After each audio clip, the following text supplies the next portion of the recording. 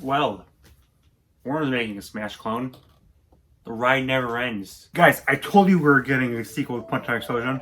Kinda, maybe, a little bit. I have approximate knowledge of many things. So it seems like Nick All-Star's reading another Smash-esque crossover game. Plus, okay, so you can probably tell from the fact that I'm wearing different clothing that this is recorded after everything.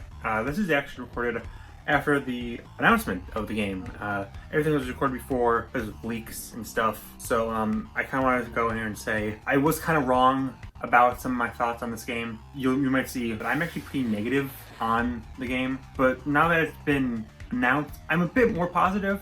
It does look a bit better. I like the art style. I always like the art style. It does feel like they're generally trying to make a good fighting game, unlike a lot of reports that just kept saying it was very cheap. It looks actually generally pretty cool. I do have some hang-ups, like the biggest one, I'm a Nintendo. I only have the Switch. It is not coming to the Switch. I wouldn't be surprised if they announced it for the Switch later. But as of now, not coming to the Switch. The big thing really is it's free to play, and that's kind of icky. They're going to jam us in with microtransactions. I am a bit more positive on the game now that we have an actual trailer. Yes, I probably should have waited for the trailer before I made this, but everything else I've said besides this intro part is pretty much accurate. I'm cautiously optimistic. Unlike my previous thoughts were just like, this is going to be a dumpster fire, but I like it because it has Cartoon Network characters. But no, yeah, I do think this is a generally interesting game. I do wish it was coming to the Switch. I'm still kind of iffy on microtransactions, but I do like how it's shaping up so far, so I wanted to pop in and say that. Yeah, back to previous recording me. Here are 50 characters I want in Multiversus. Most from Cartoon Network, because hi, I'm Stripe. Thanks for to meet you. Let's get into this. I messed that up. Number 1, Scooby Doo. How is Shaggy in this game, but not Scooby? Apparently the whole game was inspired by the Ultra Instinct Shaggy meme. Have memes really gone so far that not only can we get a whole game made around it, but also cook one of the most iconic characters of all time? Number 2, Daffy Duck. I mean, if we get bugs, why not Daffy? I made a decent moveset idea for him in my Punch Out Explosion video, so just use that. I'll be saying that a lot. Number 3, Beetlejuice. He could do so much with all his powers. In the film, he could contort his body on his weird ways. It'd be great to see Beetlejuice in here. Maybe have him super be the sandworm. So yeah, throw in Beetlejuice. Yeah, oh frick. Number 4, the Powerpuff Girls. Basically the face of 90s CN. Arguably the most iconic character in CN history. Don't care if they're separate or alt, they need to be in here. Number 5, Master Shake. Because it's funny.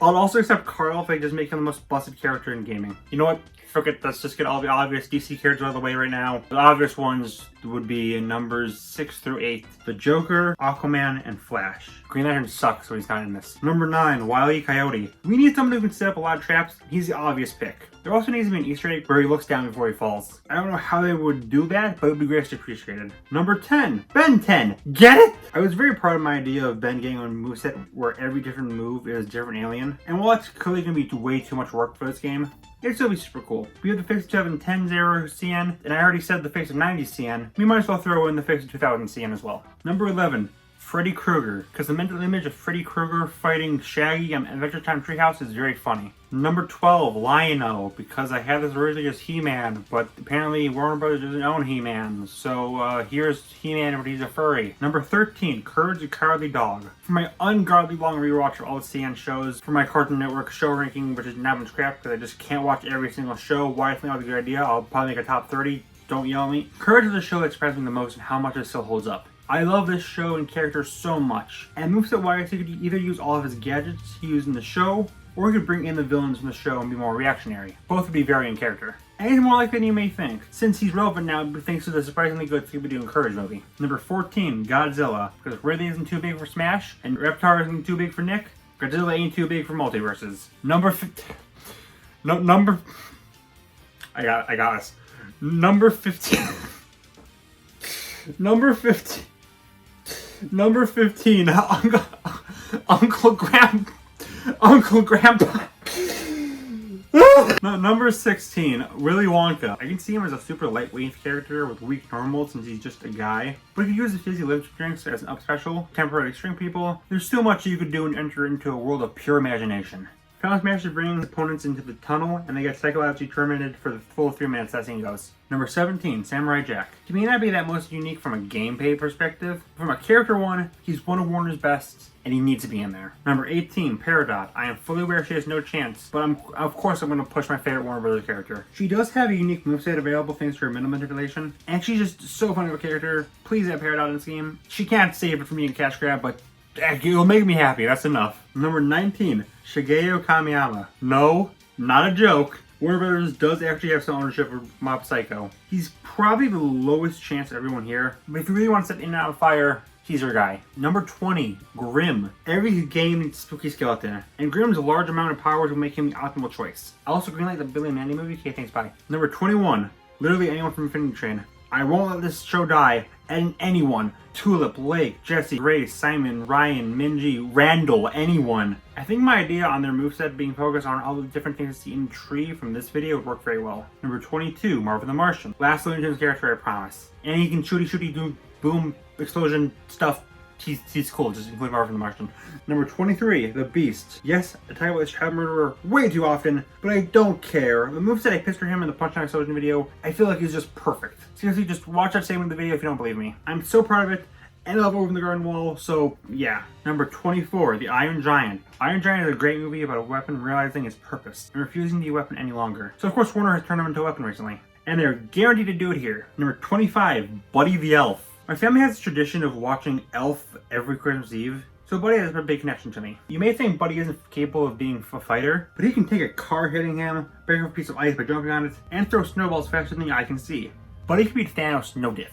Number 26, Harry Potter. Rumors are that he was talked about, but the deals fell through. J.K. Rowling may be a horrible person, but I'll admit it, Harry Potter was a big part of my life, and this game would feel empty without him. Besides, in between Steve and Smash and all the Ren, Snippy, and Loud House characters and Nick, I think it's real we must have at least one character from an awful person in a crossover fighting game. Number 27, Mordecai and Rigby. Rigby's show has had a bit of a resurgence recently, and this would be a great way to throw him into something. I think my idea of having a standard moveset in base, but with enough damage to get crazy from the Punch-Out Explosion video works super well here. Number 28, Aiden Willie, Kill Yourself. Number 29, Popeye. They own him, apparently. He's Popeye. I don't gotta explain anything to you. Number 30, KO. He's basically what you'd get if you put Goku and Ryu in a blender. And he's no stranger to crossovers. Speaking of which, if you need a story for this game or boss fight idea, Strike from Crossover Nexus brings in characters from all across the multiverse so you could add them to his collection. He'd be a great way to tie this all together. Number 31, Neo. With Keanu Reeves' sudden increase in popularity and the fourth movie coming out, this is inevitable. Guys, he's probably gonna have like a witch time mechanic, and I hate this so much. Number 32, Someone from Sesame Street, because I desperately want to beat the literal stuffing out of Elmo. Or you can add in the Chad count, he's cooler. Number 33, The Mask. With all the cartoony nonsense he's got, his moveset is limitless. Also, if Beetlejuice gets in as well, we could have a fight that would be really cool. You know, the battle between the live action cartoon characters. Number 34, Starfire. Okay, I know I said no more DC characters, but Starfire is special. She's my favorite DC character after Batman and Superman, even though it's only because of the cartoon. And she'd have a fun moveset with lasers and stuff. Yes, all the other members of Teen Titans are more likely, but let me dream. Number 35, Gumball. I'm running out of things to say, but he's popular and he's got a movie coming out and he's a good show, so yeah. Number 36, Chowder. He's Gumball, but better. Number 37, Audrey 2. How can you make a stationary planet fighter? Do I even need to say it? Number 38, the cast of Ruby. Yeah, say what you want about this show, but it would be a really great nod to internet creators. And Ruby is no stranger to crossover fighters. If we're really against it though, well, it's a fighting game, do the math. Number 39, Pennywise. I hate that this is very likely. Number 40, Scorpion. I mean, it's a fighting game. Of course Scorpion's gonna get over here.